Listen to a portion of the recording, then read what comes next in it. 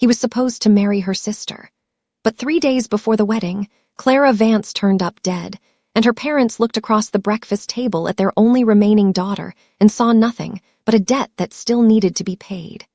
Amelia walked down that aisle in a veil that smelled of someone else's perfume, toward a man whose name alone had emptied rooms. And when the priest finally finished, the mafia boss leaned into her ear, his tattooed neck warm against her skin, and whispered, "I never wanted her. I let them think she was the bride just to get to you. Now you are mine." Welcome to the channel. Tell us where you are watching from and what time is it there right now. The morning of the wedding arrived without mercy. Amelia Vance stood in front of the full-length mirror in Clara's old bedroom, her palms flat against the bodice of a gown that had never been meant for her body. It was ivory, floor-length, with intricate lace at the collar and sleeves, custom designed by a couturier in the financial district who had taken Clara's measurements 6 weeks ago, when Clara was still alive, still laughing, still the one their parents loved. The dress did not fit. The lace at the collar sat too high against Amelia's throat, almost choking. The waist was too generous, the hem too short, as though the fabric had been sewn for a ghost and the ghost had refused to fully leave. Amelia stared at her own reflection and did not recognize the woman looking back. From downstairs, she could hear her father's voice moving through the walls of the Vance townhouse like smoke under a door. "The Mancuso family is not the kind of people you keep waiting, Alina. They will not renegotiate. The debt is the debt. If Amelia doesn't walk through those church doors in 3 hours, we will not have a house to stand in by nightfall." A pause. Then her mother's voice, clipped and practical, the voice she used when she was closing a transaction rather than speaking about her daughter. "She will go. She has no career worth mentioning, no prospects, no life of her own that amounts to anything. At least this way she is useful. At least this way the family survives. At least this way the family survives." Amelia pressed her eyes shut. She had heard some version of those words her entire life. She was useful when the kitchen needed cleaning, useful when Clara needed a driver, useful when her parents needed a witness to sign something, a body to fill a seat, a name to attach to an obligation no one else wanted to carry. She had grown up in the geometry of her own family as a spare part. The second daughter, the forgettable one, the one who did not have Clara's brightness or her parents' ambition or anything that the world seemed to particularly want. Clara had been the plan. Clara had been the investment. Clara, with her wide smile and her talent for walking into rooms and making powerful men feel important, had been selected 2 years ago by the Vance family accountant as the ideal candidate to settle the catastrophic gambling debt their father had accumulated at the private tables of Dominic Mancuso's underground empire. An arranged marriage to the most feared man in the city. A transaction dressed in silk and ceremony. And then, 3 days ago, Clara had been found at the bottom of the Vance estate's private staircase. The coroner had called it an accident. Amelia had stood at the edge of that staircase, staring at the angle of it, and known with a cold and bone-deep certainty that Clara had not slipped.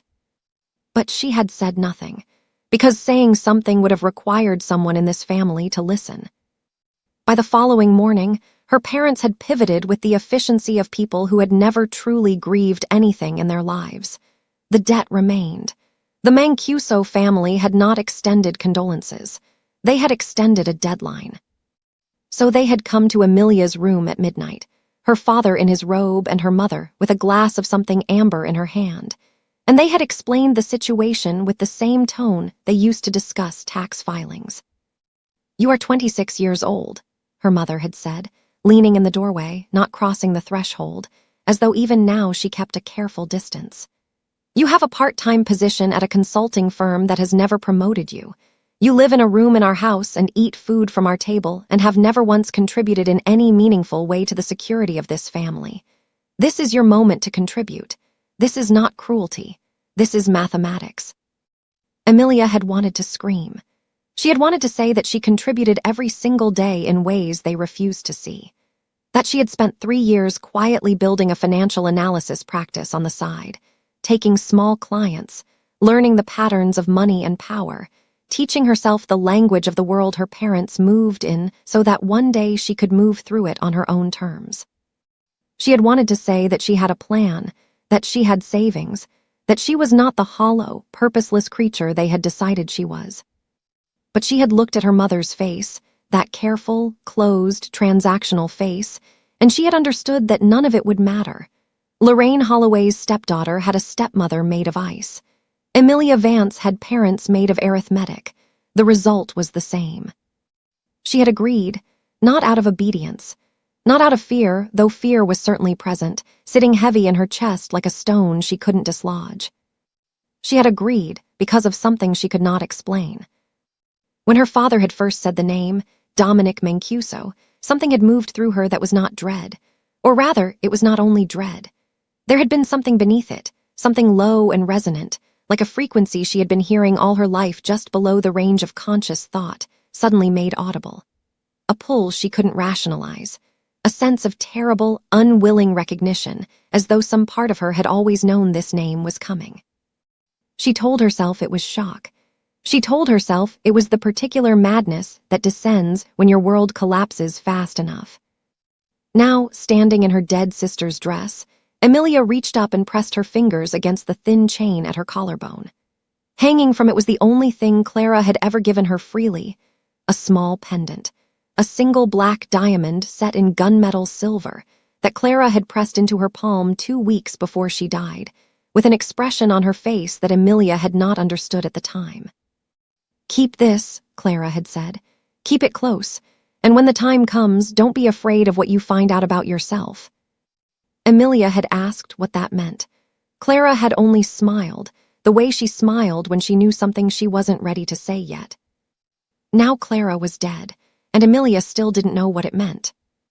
She pressed the pendant against her sternum and spoke to her sister the only way she could now, silently, into the hollow space inside the morning. "I hope you can see this. I hope you know I am going to find out what they did to you. I promise you that." The church was in the old quarter of the city, where the streets were still paved with original stone, and the buildings were tall and dark and pressed together like men at a table with too many secrets between them. It was not the grand cathedral the Vance family had originally reserved for Clara's ceremony. That had been quietly canceled. This church was smaller, older, its stone face weathered to the color of old bone. The kind of place, Amelia thought, where powerful people conducted business they didn't want witnessed by chandeliers. There were almost no guests. Her parents had been explicit about that. The fewer people who noticed the switch, the better. A handful of faces she didn't recognize sat on the groom's side, absolutely still, watching her walk down the aisle the way you watched something you had already decided the outcome of. Her mother sat in the front row on the bride's side, her posture immaculate, her expression that of a woman attending a board meeting she was confident she had already won. Her father sat beside her, looking straight ahead, not at Amelia at all. Neither of them had cried at Clara's funeral. She had noticed that then. She was noticing it again now. Amelia kept her eyes on the altar. He was already there. She had braced herself for the reality of Dominic Mancuso, the way you brace yourself before stepping into cold water. She had constructed a version of him in her mind from what she had been able to gather, the rumors, the careful non-answers from people in her parents' circles who went quiet when his name came up, the single photograph she had found in a financial report that was 3 years old and told her almost nothing. None of it had prepared her for the actual weight of him standing still. He was tall in a way that reorganized the space around him. Dark suit, no tie. The collar opened just enough to see where the ink began at his throat, black lines climbing his neck in patterns she couldn't decipher from this distance. His hair was dark and cut close. His jaw was set. His hands were clasped in front of him with the deliberate stillness of a man who had long ago learned to keep every dangerous thing inside a very controlled surface. And his eyes.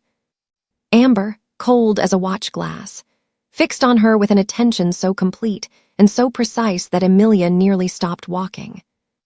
Not because he frightened her. Because he looked at her like he had been waiting. Not at Clara's ghost.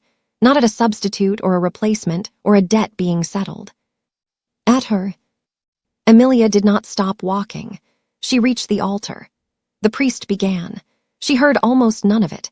She was aware of Dominic's presence the way you are aware of a fire in a room, not looking directly at it, but feeling it on every exposed inch of skin, unable to pretend it wasn't the most significant thing happening.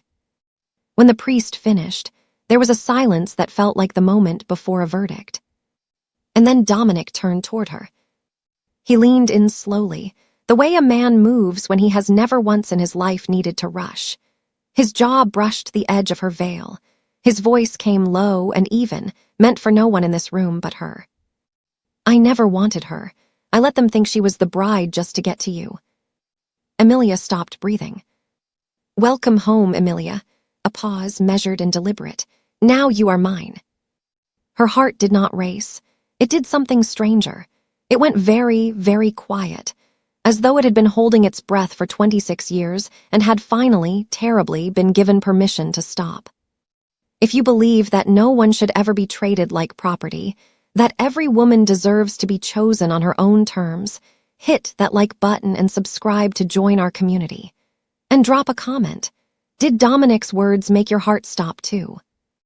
The car that waited outside the church was not what Emilia had expected.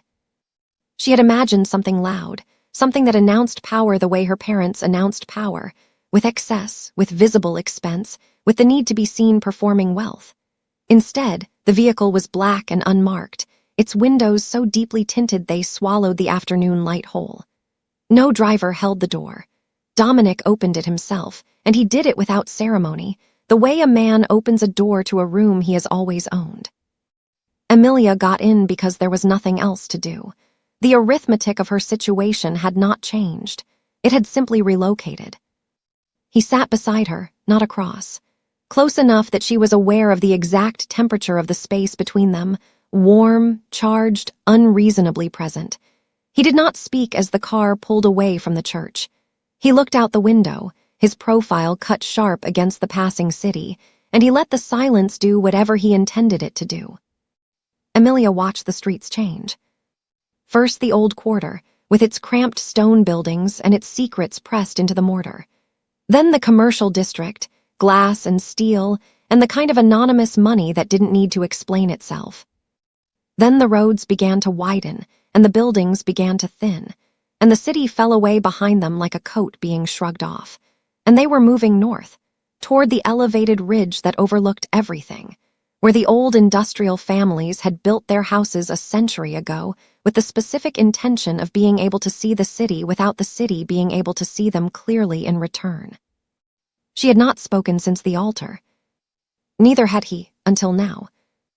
You are trying to map it, he said, without turning from the window. The route, how far we have come, what landmarks you can identify. A pause. You are thinking about how you would reverse it if you needed to. Emilia said nothing, because he was correct and confirming it seemed unwise. He turned then and looked at her with those amber eyes that had not changed in temperature since the church. That is intelligent. I noted that about you. You don't know anything about me. I know considerably more than you would find comfortable. He said it without edge, without cruelty, simply as a fact being placed on a table between them. We will get to that. The car turned through a gate that Emilia hadn't seen until they were already passing through it. Black iron, set into a stone wall that was obscured on both sides by old-growth trees planted so close together they formed a wall of their own. Beyond the trees, a private road, pressed gravel, wide enough for 2 vehicles. Motion sensors, she noticed, mounted at intervals and angled with the deliberate coverage pattern of someone who had thought carefully about blind spots. Then the house appeared. It rose at the end of the road like something that had always been there, and had simply been waiting for the right moment to become visible. Stone and dark glass, 3 stories, the architecture somewhere between a manor and something more severe, a structure that had started with history and been reinforced with intent. Every window was narrow and high. The grounds were immaculate and almost entirely without ornament, no garden, no sculpture, nothing decorative that could also serve as cover. The space around the house was open and deliberate. You would see anyone coming from a long way off. She counted 2 visible cameras before the car stopped. She suspected there were many more she hadn't seen. Inside, the estate did not soften.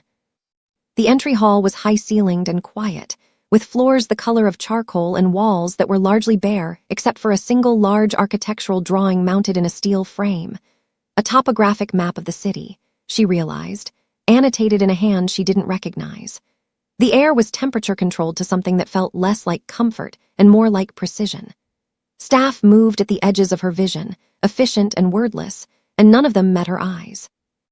A man stood at the far end of the hall, watching her arrive.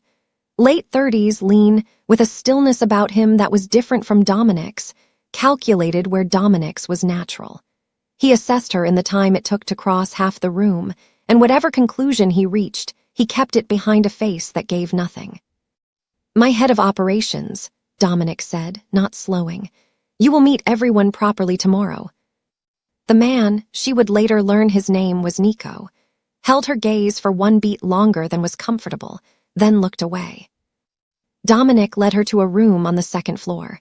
Large, clean-lined, with a window that faced south over the open grounds, a wardrobe already stocked, a writing desk, a phone on the bedside table that she understood immediately would only connect to numbers someone had pre-approved. "This is yours," he said. He stood at the threshold rather than entering, as though the room's assignment to her had already created a boundary he would formally observe, for now. The estate's security system runs on a closed network.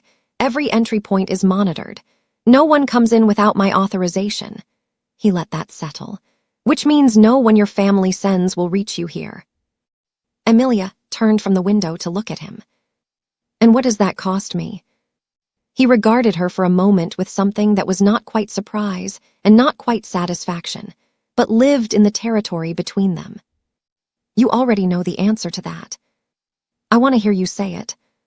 "It costs you the idea that you are still free," he said. "But in exchange, you are safe, completely, for the first time in your life, I suspect." He held her gaze. "Those are the terms. They are not negotiable, but they are honest." He left her there, in the room that was hers, in the fortress that was his. Amelia turned back to the window and looked out over the open grounds, the deliberate exposure of them, the careful, calculated safety of all that visible distance, and felt, beneath the fear and the fury and the grief still lodged in her chest like broken glass, that terrible quiet again. The same quiet from the altar. The feeling of something, at last, beginning. The summons came the following morning, with no warning and no warmth. A knock at her door at 7, a staff member she hadn't met pressing a folded note into her hand and retreating before she could ask a single question. The note contained 4 words in a handwriting that was spare and angular and brooked no interpretation. "Downstairs. 8 o'clock. Dress." The wardrobe they had stocked for her was not the wardrobe of a decorative wife. No soft colors, no delicate fabrics designed to signal availability or ornament. The clothes were structured and dark, tailored trousers, fitted jackets in charcoal and deep navy, things that were elegant in the way armor is elegant. Things designed to be taken seriously. She chose carefully, black trousers, a slate-gray jacket that sat close at the shoulder, Clara's pendant at her throat, low heels she could move in. She studied her reflection and made a decision she could feel more than articulate. Whatever was waiting for her downstairs, she would not walk into it looking like someone who expected to lose. The room they brought her to was on the ground floor, behind a door she hadn't noticed the night before. It opened into a space that was clearly designed for one purpose. A long table, dark wood, 8 chairs. No windows. Recessed lighting, cool and flat, the kind that eliminated shadows and softened nothing. Maps on one wall, a live feed of the estate's external cameras on another, cycling silently through angles and positions. On the table, documents, a laptop, 2 phones, and 8 cups of coffee that had already been poured. 7 men were seated when she entered. Dominic stood at the head of the table. The men did not stand. They watched her cross the room with the attentive stillness of people conducting an assessment they had already agreed upon before she arrived. She felt the weight of it on every step. She did not slow down. Dominic gestured to the empty chair to his left. She sat. "Gentlemen," he said with no particular preamble. You know why she is here. Nico sat directly across from her. In the controlled light of this room, she could see him more clearly than she had in the entry hall, sharp-featured, watchful, with the particular economy of a man who had never once said more than he intended to. He had a scar that ran along the underside of his jaw, faded enough to be old, significant enough that someone had wanted it to be permanent. He was looking at her the way she imagined he looked at everything, as a problem not yet fully categorized. He spoke before anyone else had the chance to. You worked in consulting. It was not a question. He had a file, she realized. Of course he had a file. Mid-tier firm. You were passed over for senior analyst twice in 3 years. A pause waited with intent. Why? The table went quiet in a way that was different from regular quiet. This was the quiet of people who knew what was actually being asked, which was not about her career trajectory at all. It was, are you someone who loses? And if so, why? Emilia held his gaze. Because the 2 people promoted ahead of me had less analytical capability and considerably more willingness to tell the partners what they wanted to hear rather than what the numbers actually showed. She let a beat pass. I chose accuracy over approval. It was a professional miscalculation, not a personal one. Something shifted fractionally in Nico's expression. Not approval. Something more guarded than that. The look of a man revising a preliminary conclusion while refusing to commit to the revision. And your sister, he said, changing direction with the practiced abruptness of someone who used surprise as a diagnostic tool. Clara, how well did you actually know her? The question landed like a blade pressed flat against skin, not cutting yet, but making its potential very clear. She was aware of Dominic beside her, perfectly still, giving her nothing. Well enough to know that the people in this room probably knew her better than I did by the end, she said. She watched Nico's stillness carefully. And well enough to know she didn't fall down those stairs. The room did not react, which was itself a reaction. Silence organized by people who had already known this and were now measuring how she knew it. That is a significant claim, Nico said. It is a precise one, Emilia replied. I am not in the habit of making claims I can't support. The angle of the staircase, the location of her injuries, the fact that she had sent me something the week before she died that I have not yet fully decoded, these are not feelings. They are data points. She paused. I imagine your organization understands the difference. A man to Nico's right, broad-shouldered, older, with the hands of someone who had done significant physical work at some point in his life and never quite stopped, made a sound that was almost a laugh, cut short as though he'd thought better of it. Nico leaned back a precise inch. You're not what we were told to expect. No, Emilia agreed. I rarely am. He studied her for a long moment, and she held it, not because she wasn't afraid. The fear was there, constant, a low hum beneath everything, but because she had learned a long time ago, in offices and boardrooms and at family tables where she was never fully welcome, that the moment you looked away was the moment you confirmed every low expectation someone had brought into the room with them. Finally, Nico looked at Dominic. Something passed between them, wordless and compact, the communication of 2 people with a long shared language. Dominic picked up his coffee. Continue, he said simply. To Nico, to the room, or to her, she wasn't entirely certain. But she understood, with a clarity that settled into her bones like something long overdue, that she had just passed something, not the whole test. Nico was not finished with her, and she suspected he never fully finished with anyone. But the first part, the part where they decided whether she was worth the rest of the conversation, that part she had passed. She found them by accident, the way the most important discoveries tend to arrive, not through searching, but through paying attention to the wrong detail at exactly the right moment. It was late, past midnight. The estate settled into the particular stillness of a place where the people inside it slept lightly if at all. Emilia had not slept. She had been sitting at the writing desk in her room with Clara's pendant turning slowly between her fingers, thinking about data points, about staircase angles, about the way Nico had looked at Dominic when she mentioned the thing Clara had sent her. That look. She kept returning to it. It had not been surprise. It had been the careful neutrality of a man, confirming something he had already filed away. She had gone looking for something to read, something to occupy the part of her mind that refused to quiet, and had pulled open the lower drawer of the writing desk expecting it to be empty. It was not empty. A bundle of letters, bound with a black ribbon, the knot tied in a way that was immediately, viscerally familiar. A particular looping double knot that Clara had used since childhood on everything she wanted to keep closed. Emilia's hands went still on the desk. The first envelope had no name on the outside. None of them did. She untied the ribbon with the focused deliberateness of someone disarming something, and opened the first letter with the understanding that whatever was inside it was going to rearrange things she had believed to be fixed. She was right. Clara's handwriting, unmistakable, that loose, confident cursive that had always made Emilia feel that even her sister's penmanship had more presence than her own. But the tone of it was nothing like the Clara she had grown up beside. The girl in these letters was not the radiant, effortless, parental favorite who had floated through the Vance household on a current of approval and strategic charm.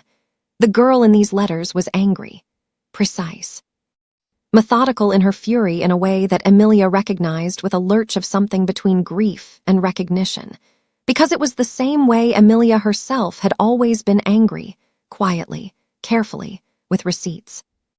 The letters were addressed to Dominic. Not formally, not with the careful distance of two people in a transaction, with the shorthand of people who had been in communication long enough to skip the architecture of explanation, to assume shared context, to reference things by initials and dates and clipped phrases that assumed understanding on both sides. Emilia read them in order, slowly, and the picture that assembled itself was one she had to stop twice to absorb. Clara had not been selected for this arrangement by accident. She had engineered it. 18 months ago, she had made contact with Dominic's organization through a channel Emilia couldn't yet identify, and she had offered something that their father's people had no idea she possessed: documentation. Financial records, transaction histories, the detailed and meticulous paper trail of the Vance family's secondary operation, which had nothing to do with gambling debts, and everything to do with the movement of money through structures that would have been of significant interest to people with both legal authority and criminal motivation. Their parents were not merely reckless, they were architects, and Clara had spent 3 years becoming a silent auditor of everything they built. They used the debt as the door. She had written in one letter, but the debt is not the point. The point is access. Every family they pull in through obligation becomes a node in the network. I have 13 families documented. I have the accounts. I have the dates. What I need is someone with the reach to actually dismantle it, because the people who should be stopping this are already inside it. Dominic, it appeared, had been that someone. The arrangement had been Clara's design from the beginning. Not a sacrifice, but an infiltration. A deliberate step into proximity with the one man whose organizational reach and personal motivation aligned precisely with what the evidence required to become action rather than just documentation. And then Clara had died. Emilia sat back from the desk and pressed her hands flat against her thighs and breathed carefully, the way she had taught herself to breathe when information arrived faster than emotion could process it. Clara had not been the golden daughter floating above consequence. She had been doing what Emilia had always done in smaller rooms with smaller stakes: watching, recording, building a case. Bidding her time with the disciplined patience of someone who understood that timing was the difference between justice and noise. She had been extraordinary in a way their parents had never known, because the architecture of their selfishness had never allowed them to look at either daughter clearly enough to see what was actually there. And she had paid for it. The last letter in the bundle was dated 11 days before Clara's death. It was shorter than the others, the handwriting less even, as though it had been written quickly, or under some internal pressure the pen couldn't fully contain. "He knows I have it," she had written. "Not what, not where, but that I have something. Be careful with Emilia. She doesn't know yet what she is, but she will be the one who finishes this. She was always the stronger one. I just had better lighting." Emilia read that last line 3 times. She sat with it in the silence of the fortress, in the room that had been stocked with clothes that looked like armor, with the pendant warm against her collarbone, and she felt the grief come. Not the ambient, pressurized grief she had been carrying since the staircase, but something sharper and more specific. The grief of understanding a person fully only after you could no longer tell them that you did. She had spent her entire life believing she was the shadow. Clara, apparently, had spent years knowing otherwise and waiting for Amelia to catch up.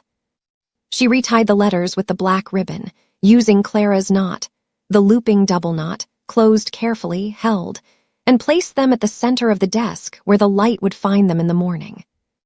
Then she went to find Dominic. Don't let people like the Vances get away with their lies.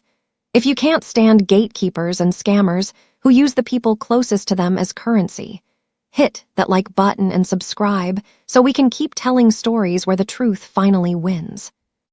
She found him in a room she hadn't been shown. It was on the ground floor, past the operations room, behind a door that looked identical to every other door in the corridor until you noticed that it had no keypad. Just a handle. The kind of security that announced itself through absence, no lock because none was needed, because no one who worked in this house would open this door uninvited. Amelia opened it. Dominic was standing at a long table covered with documents, his jacket gone, his sleeves rolled to the elbow, the ink of his tattoos disappearing under the folded fabric in a way that made the exposed portions look like a language mid-sentence. He looked up when she entered. He did not look surprised. He looked at the letters in her hand, and then at her face, and whatever he read there made him set down what he was holding and give her his full attention. "You knew," she said. It was not an accusation. She had moved past accusation somewhere between the third and fourth letter. "Yes." "Everything in those letters." "Yes." She placed them on the edge of his table. "Then tell me the parts she didn't write down." He studied her for a long moment. That amberite assessment she was beginning to understand was not coldness but precision, the way he processed everything before committing to it.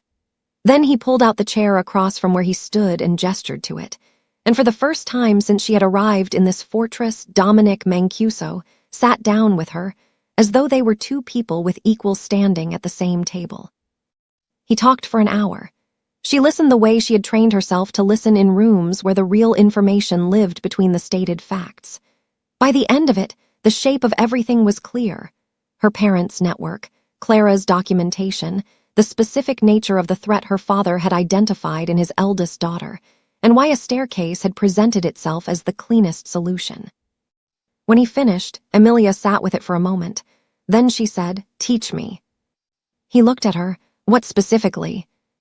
"Everything that kept Clara from finishing it, everything that I will need to not make the same mistakes." She held his gaze. "I am not asking to be protected. I am asking to be equipped." Something shifted in the room. Not dramatically. There were no dramatic shifts with Dominic. Everything moved in him like weather changing in the far distance, perceptible if you were paying attention. But it shifted. "All right," he said. "We start tomorrow, and I will not be gentle about it." "I'm not asking you to be." He wasn't. The first lesson was in the operations room at 6 in the morning, before anyone else in the estate was moving. He put a financial document on the table in front of her, one of her father's, pulled from Clara's collection, and told her she had 10 minutes to identify every deliberate irregularity and explain the mechanism each one was designed to conceal. She did it in 7. He said nothing complimentary. He put down a second document, more complex, and gave her 8 minutes. This was how it went, for days. Documents, maps, organizational charts, surveillance footage he walked her through with the exacting patience of a man who understood that knowledge transferred properly was an entirely different instrument than knowledge transferred quickly. He showed her how the network's shell structures were designed to absorb scrutiny and redirect it. He showed her where the load-bearing points were, the relationships, the obligations, the specific human vanities that held criminal architectures together better than any legal mechanism. He showed her how to look at a room full of dangerous people and identify within 60 seconds who held the actual power and who was performing it. She absorbed it the way she had always absorbed things that mattered, completely, with the focused hunger of someone who had been waiting without knowing what they were waiting for. He corrected her without softening the correction. When she misread a power dynamic in a surveillance clip, he rewound it and made her watch it again and articulate precisely where her reasoning had failed. When she constructed an approach to a hypothetical negotiation that relied too heavily on the other party's rationality, he dismantled it point by point until she could see the flaw herself. "You keep assuming people will act in their own best interest," he said one evening, standing beside her at the wall of camera feeds, close enough that she was acutely aware of the specific geography of the space between them. "They don't. They act in the interest of how they want to see themselves. Those are different things. The gap between them is where you operate." Amelia looked at the feeds rather than at him. "Is that what you do with me?" "I am telling you what I do with everyone." A pause, shorter than his usual ones. "With you it is more complicated." She turned to look at him then, because the sentence had a different weight than his usual sentences, and she wanted to see his face when it landed. He was already looking at her. He didn't look away. This had been happening with increasing frequency, moments that accumulated at the edges of their working hours like water finding the lowest point in a room, inevitable and unhurried. A hand steadying hers over a document in the half-dark. The specific quality of his attention when she said something that landed precisely, which was different from how he attended to everything else, and which he did not bother to conceal. The way the space between them had been gradually, wordlessly renegotiated from the careful distance of the first days into something that required more deliberate maintenance to preserve. She was not naive about what it was. She was, however, being careful with it, turning it over like an object she hadn't fully identified yet, unwilling to name it until she understood it. What she understood already was this: he was not training a wife. He was not training a figurehead or an accessory or a woman to stand beside him at functions and perform an appropriate version of power. He was training a partner. Whether he had fully admitted that to himself yet was another question. "You said mercy is a death sentence in your world," she said, returning to something from their first session that she had been considering for days. "It is. You have not been without mercy with me." He considered that with the particular stillness that meant he was being precise rather than evasive. "That is not mercy," he said finally. "That is investment."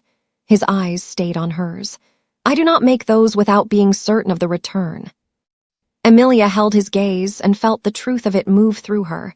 Not the danger of it, though the danger was present, but something beneath that.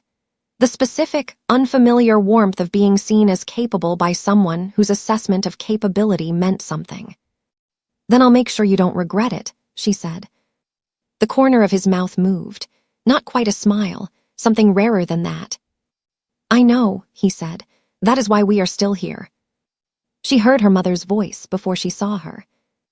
It carried through the ground floor of the estate with the particular penetrating quality Amelia had grown up flinching from, that velvet-trapped precision, each word placed with the deliberateness of someone who had spent decades using language as a financial instrument. She was in the front receiving room, the one Amelia had never seen used, and she was speaking to Nico with the tone of a woman who believed that composure was the same thing as leverage.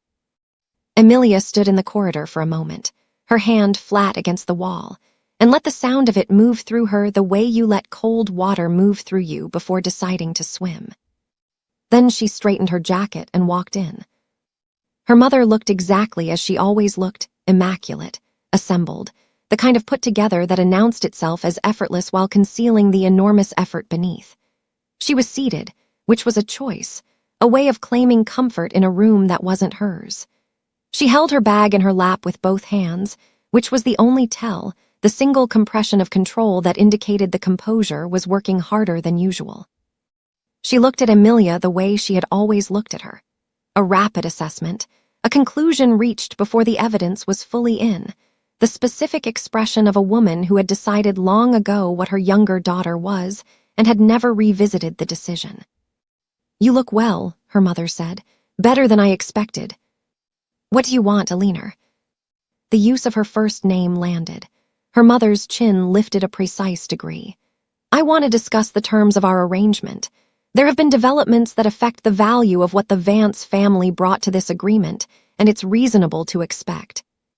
"You brought a debt," Emilia said, "and a daughter you were willing to trade to settle it. That is what you brought." "Emilia," the name deployed as a warning, as it had always been deployed.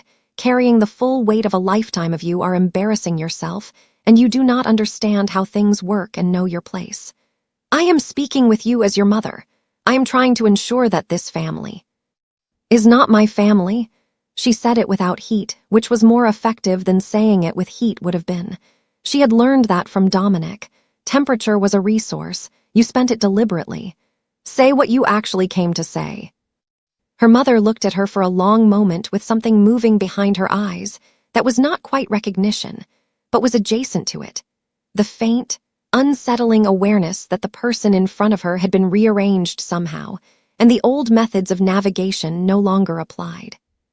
She opened her bag and removed a document, placed it on the table between them.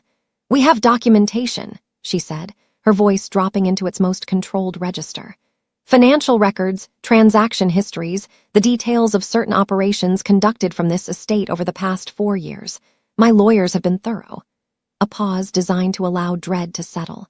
"I think Mr. Mancuso would find the exposure of these records significantly inconvenient. I think a reasonable additional settlement would make this conversation unnecessary." Emilia looked at the document. She did not pick it up. She had seen this kind of move before, in smaller rooms, from smaller people. The threat dressed as a negotiation. The ask disguised as a warning. Her mother had always been good at it, had spent 30 years perfecting the technique on people who didn't know what they were looking at. The problem, Emilia thought, was that her mother had no idea what she herself was now looking at.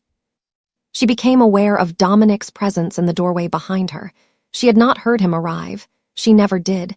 He moved through spaces with an absolute economy of sound, and she made a decision not to turn around. This was hers to handle. She understood that without needing it stated, and she understood that he understood it too, because he stayed in the doorway and said nothing.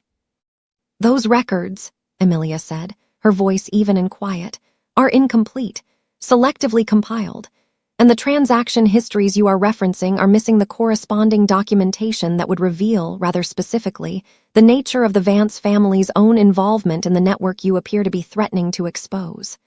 She watched her mother's face. "I have that documentation. Clara collected it.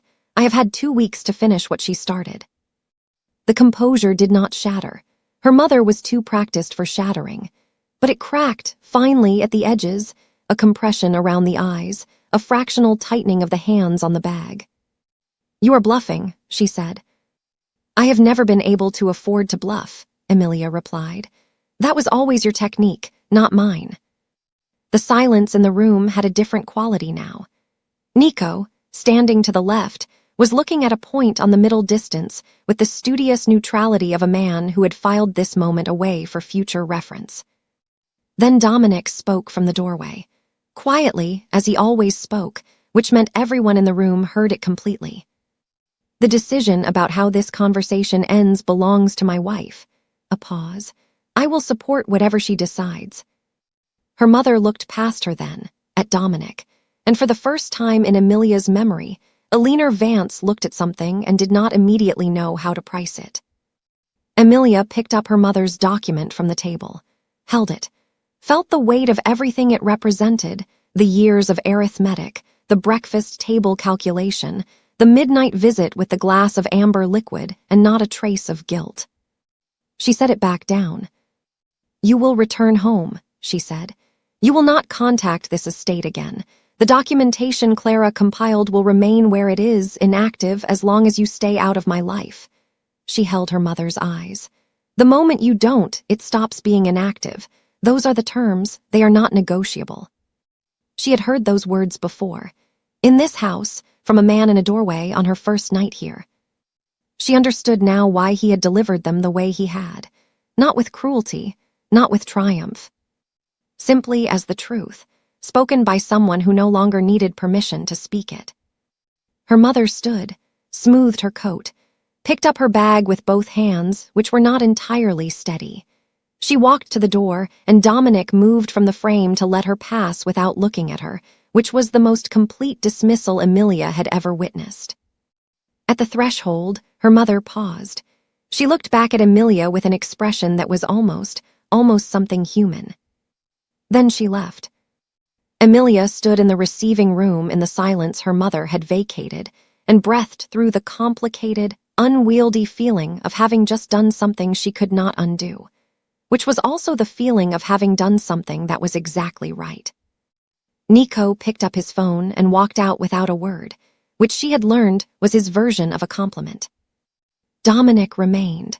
He looked at her across the room with those amber eyes that had been recalibrated from cold to something more specific, something that held heat without releasing it. "How did you know she didn't have the full records?" he asked. "Because Clara was meticulous," Emilia said, "and my mother has never understood the difference between collecting information and understanding it." He nodded once, the almost smile the rare one. "Come," he said, "we have work to do." She followed him, leaving the room and everything her mother represented in it, and she did not look back. If you would choose to stay and fight like Emilia, instead of running back to a family that never deserved you, hit that subscribe button right now. You are exactly the kind of person this community was built for. The attack came on a Thursday, which Emilia would later think was the most mundane detail of the entire thing. Not at night, the way danger was supposed to arrive in the stories she had grown up with, not with ceremony or warning or the slow atmospheric build of something terrible approaching. It came at 10:43 in the morning, while she was in the operations room with a financial map of the Vance network spread across the table and a cup of coffee that was still hot, on an ordinary Thursday in the gray middle of an ordinary week. The first indication was the cameras. She noticed it before the alarm, a flicker in the southeast feed, a vehicle moving through the tree line at the wrong angle for a service entry, too slow to be leaving and too deliberate to be lost. She was standing at the camera wall because she had developed the habit, checking the feeds the way she checked the financial documents now, looking for the thing that didn't belong, the element that disrupted the internal logic of the pattern. She had the radio off the table and Nico's frequency open before the first alarm sounded. "Southeast perimeter," she said. "One vehicle in the tree line moving parallel. Check your northwest feed also. If this is the hunter's standard entry protocol, the southeast is the distraction." A beat of silence, then Nico's voice stripped of everything except function. "Northwest confirms, 2 vehicles, how did you?" "Clara's letters," she said. "She documented their approach patterns from the Bellini incident 14 months ago. Southeast first, always. They think it reads as the primary threat." She heard him relay the information, heard the shift in the estate's response redirecting toward the northwest, and then the alarm fully engaged, and the ground floor became a controlled, rapid reorganization of people who had trained for exactly this, and were now executing that training with the focused efficiency of a system that knew what it was doing. Emilia knew what she was doing too. She was surprised to discover this. She moved to the secondary console, the one she had spent 3 days learning at Dominic's instruction without fully understanding why he was insisting she learn it now, and she pulled up the estate's internal grid, every room, every entry point, every camera on a single coordinated display. Her hands were steady. Her mind had gone to the same place it went when she was deep in a complex financial structure, that clear, almost cold place where everything became pattern, and the pattern became navigable. Dominic appeared in the doorway, jacket on, and took in the room in a single sweep. His eyes landed on her at the console. "Northwest," she said before he could speak. "2 primary vehicles. The southeast movement is a draw. I've already redirected Nico." He crossed the room in 4 strides and looked at the grid over her shoulder. "Exit route. They'll expect us to move south, toward the city road. That's the obvious play." She pulled up the topographic overlay she had been studying for the past week, the one she'd originally thought was simply an artifact of the estate's mapping system. But the Eastern Ridge has a service road that isn't on any external record of this property. If we need to move anyone, that's the route. A pause behind her. Close. She could feel the specific quality of his attention, the way it had a different texture when she did something that recalibrated his expectations. "Stay on the console," he said. "You are my eyes in here." "I know," she said. She was already tracking the northwest feeds. What followed was 31 minutes that she would later be unable to account for in any linear way. Time did something different under that kind of pressure. It compressed and expanded unevenly, certain moments stretching to an almost granular clarity while others collapsed into impressions rather than sequences. The sound of the estate's outer response, muffled through walls but present. The camera feeds showing movement she learned to read in real time, calling positions to Nico on the radio with a precision that surprised her even as she did it, the information moving from eye to mouth without the usual intermediary of conscious processing. An instinct she hadn't known she possessed, fully operational, as though it had simply been waiting for the correct conditions to become visible. At one point, a feed went dark, northwest corner, camera 3, and she felt the gap in the pattern immediately, like a missing note in a sequence, and rerouted the adjacent camera's angle to compensate before anyone told her the feed was down.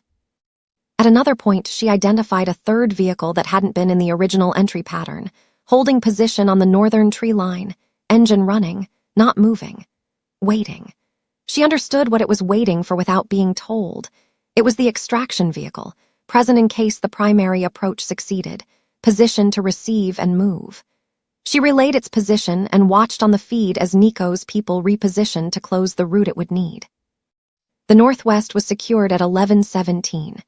The southeast distraction team, finding themselves suddenly unmatched in terms of the response they'd drawn, withdrew before full engagement.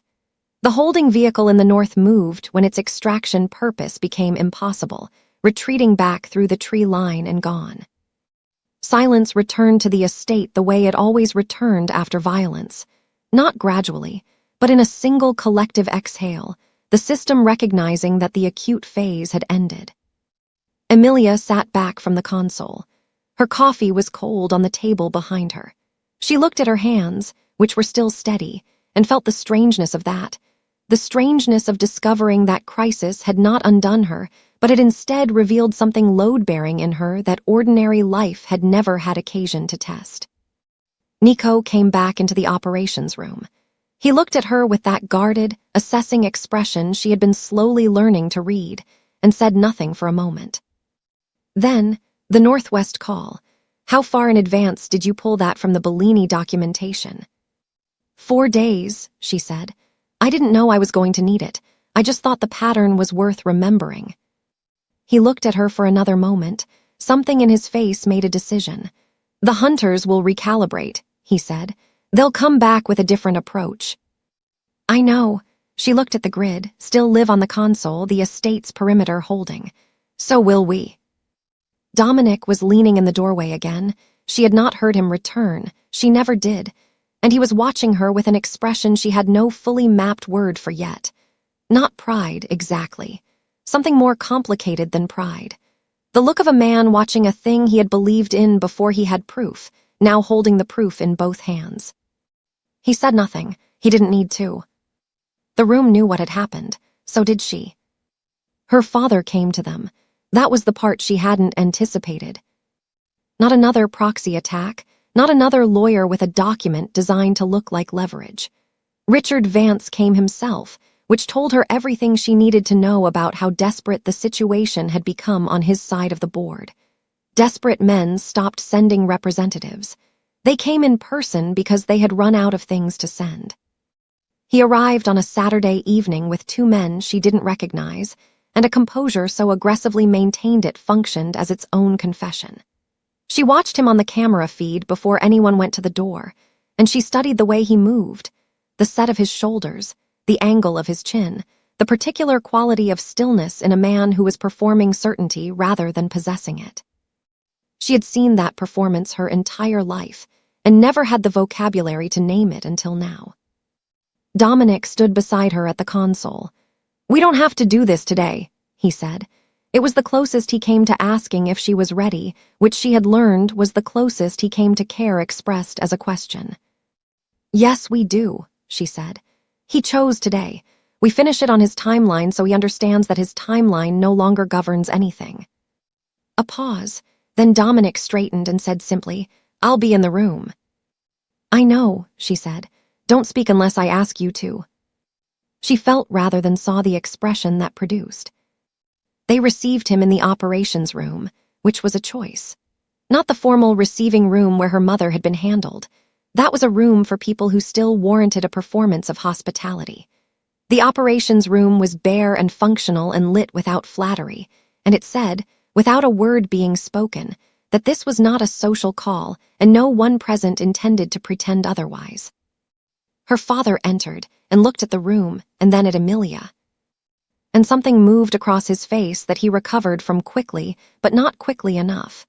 She had the advantage of knowing exactly what he expected to see, the spare daughter, the forgettable one, the girl who had been useful precisely because she had never learned to be anything more than compliant. What he saw instead appeared to require a moment of internal adjustment. Amelia, he chose warmth. He had always been good at choosing warmth when he needed it, deploying it with the precision of a man who understood it as a tool rather than a feeling. You look well. I'm glad they're treating you. Clara didn't fall, she said. The warmth didn't shatter. It simply became unavailable, the way a signal drops, present and then not without transition. I beg your... The angle of impact was inconsistent with a fall from that staircase. The specific distribution of her injuries indicated contact before the fall, not as a result of it. She kept her voice at the same register she used for financial analysis, because that was what this was: evidence, pattern, conclusion. Clara had arranged a meeting with an external legal authority for the following morning. You knew about the meeting because you had her phone monitored. You had been monitoring it for 6 weeks, since you first understood what she had been collecting. Her father looked at Dominic. The look of a man seeking the actual authority in the room, the reflexive search for the person whose approval still mattered, unable to fully process that he was looking at the wrong person. Dominic looked back at him and said nothing. Whatever she told you, her father began, and his voice had changed registers now, the warmth gone and something cooler underneath, the substrate she had spent her childhood sensing beneath his performances without being able to identify it. Clara was troubled. She had constructed a narrative. She constructed a record, Amelia said. There is a difference. A narrative is a story someone tells. A record is what actually happened, preserved in documentation, cross-referenced, verified, and now held in 3 separate locations by 3 separate people who have instructions about what to do with it if anything happens to me or to anyone in this estate. She paused. Clara understood the difference. She was always more like you than you knew. She just chose to use it differently. Something happened in her father's face then. Not remorse. She was clear-eyed enough not to mistake what she was seeing for remorse. It was the particular expression of a man who has spent years managing a situation, realizing that the situation has been managing him instead, that the control he believed he possessed was constructed, and someone else had been the architect. One of the 2 men he'd brought moved.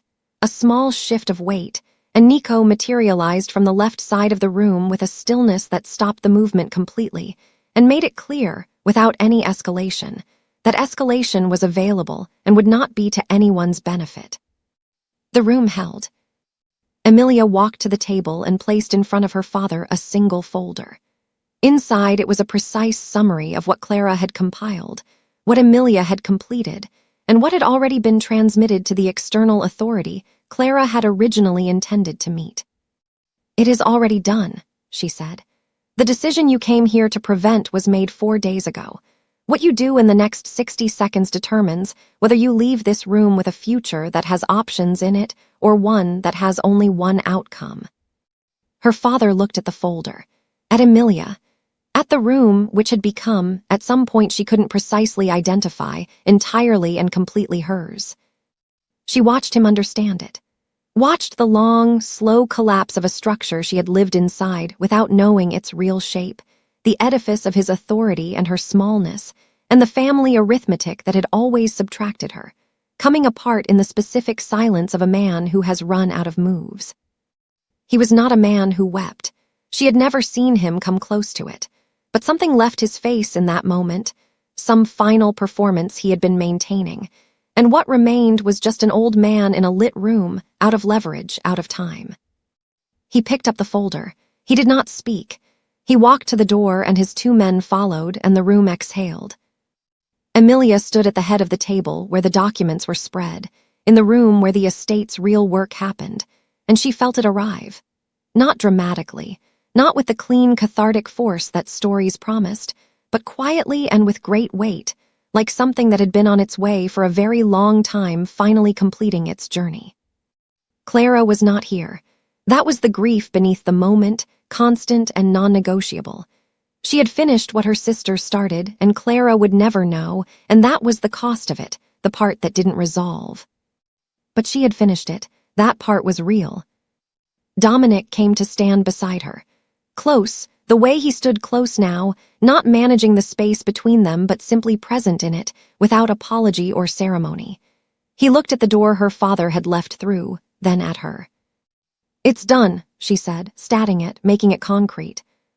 "The legal process will take time," he said, because he was always precise, always honest about the distance between a moment and its full consequences. "I know," she looked at the folder at the table at the room, "but this part is done." He was quiet for a moment. Then, Clara would have wanted to see that. It was the most unguarded thing he had ever said to her. She felt it move through her the way significant things moved, slowly, reaching everything. "She did see it," Emilia said. "She planned most of it." Dominic looked at her with those amber eyes that had been, from the very beginning, seeing something she was only now fully inhabiting. "No," he said quietly. "She planned the opening, you played the rest." Comment, everyone deserves respect, if you're glad to see a villain finally face the truth. And if you believe that the people who trade others like property should never, ever get to win. The second ceremony had no priest. It had no ivory dress, no veil that smelled of someone else's perfume, no parents seated in the front row performing grief or transaction or the particular theater of a family that had never functioned as one. There was no music chosen to fill silence that would otherwise be too honest. There were no flowers ordered to soften a room that didn't need softening. What it had was the entire syndicate, assembled in the great hall of the estate on a Thursday evening. Because Emilia had chosen Thursday, the day the hunters had come and failed, the day she had discovered what she was made of, seated and standing in a silence that was not the silence of a room waiting for ceremony, but the silence of a room that understood it was witnessing something that would be referenced for a long time afterward. She dressed alone. That was also a choice. The wardrobe she selected from now was fully hers. She had replaced the original contents 3 weeks after her mother's visit, because the clothes had been chosen before anyone in this house had seen her clearly, and she was no longer willing to be dressed by an earlier assumption.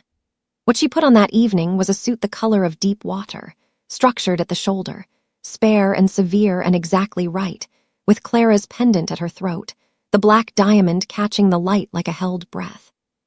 She stood in front of the mirror in what had become, without a formal declaration, simply her room in the fullest sense. The desk covered in her working documents, the wardrobe reorganized to her system, the camera console she had requested installed on the eastern wall because she thought better when she could see the perimeter, and she looked at the woman looking back at her. She did not search the reflection for the girl she had been. That girl was not gone, exactly. She understood enough now about how people were built to know that nothing is simply gone. But she had been integrated into something larger, the way a single verified data point gets absorbed into a complete and accurate model. She was still in there. She was just no longer the whole story. Emilia pressed her fingers once against Clara's pendant, the familiar warmth of it, the quiet heartbeat she had always imagined in the metal, and then she let go. She went downstairs. The great hall went still when she entered. Not the performative stillness of people reacting to an entrance, but something more instinctive than that, the collective recognition of a room that has been waiting, without fully articulating it, for a specific configuration to become complete. She walked the length of it without hurrying, the way Dominic moved through spaces. Because she had absorbed that from him, the way she absorbed everything useful completely, and made it her own. Dominic stood at the far end of the hall. No altar, no elevation, no architecture of ceremony designed to make one person larger than the other. He stood on the same floor as everyone else, which was a statement, and he watched her walk toward him with an expression she had finally found the word for in the small hours of an early morning 2 weeks ago, lying awake with the estate quiet around her. The word was chosen. He looked at her the way you look at something you chose deliberately, with full information, at significant cost, and have never for a moment regretted. She stopped in front of him. Neither of them had written anything. There was nothing to read from, no script, no words borrowed from a tradition that belonged to a different version of this moment. He looked at her, and she looked at him, and the hall was absolutely silent, the kind of silence that means a room full of people are holding something collectively. Dominic spoke first, quietly as always, which meant everyone heard it completely. "You came to this house as someone else's plan," he said. "You leave that version of the story here tonight permanently." He held her eyes with the full weight of that amber gaze that had, from the very first moment at the altar, been seeing her and not a substitute. "What you are now, you built. I watched you build it. I will not pretend I had no part in it, and I will not pretend you needed me to do it. Both things are true at once." A pause, precise and unrushed. "I made you a promise at an altar you were forced to stand at. I'm making you a different one now, at one you chose. I will stand behind every decision you make, in front of every threat that reaches for you, and beside you in everything that comes after. Not because you need me to, because there is nowhere else I intend to be." The hall remained silent, not the silence of waiting, but the silence of witnessing. Emilia looked at him, this man who had been, by turns, her captor and her teacher and her partner, and the only person in her adult life who had looked at her without first deciding what she was. And she felt the full, undefended truth of where she stood, which was exactly where she was supposed to be. "Clara told me I was the stronger one," she said. "I didn't believe her. I spent 26 years not believing it." She held his gaze.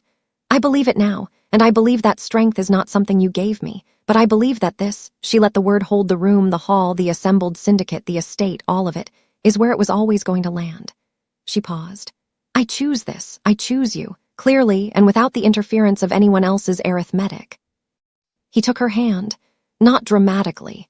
Simply, the way he did everything that actually mattered to him, without performance, without excess, with the complete and unambiguous commitment of a man who meant exactly what he did. The hall exhaled. Nico, standing to the left, looked at the middle distance with the expression Emilia had learned to read as the closest he came to moved.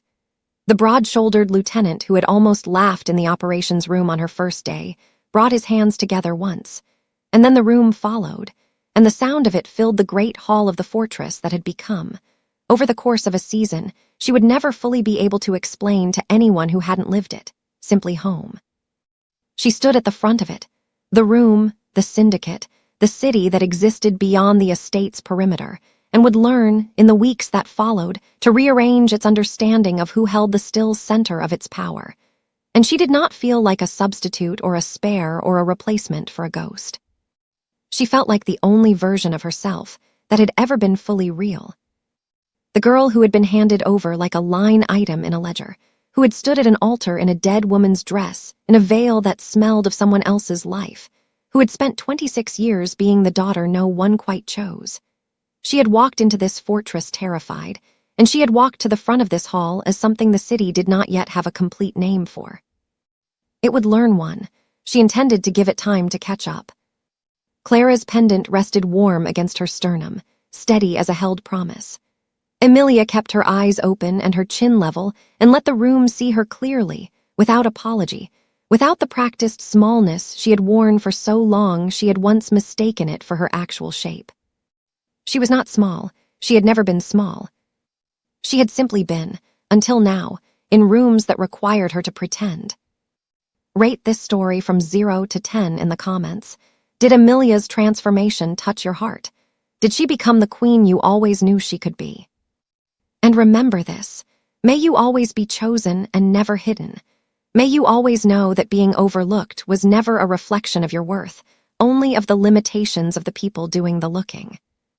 Click the link in the description for our next thrilling tale. We will see you there.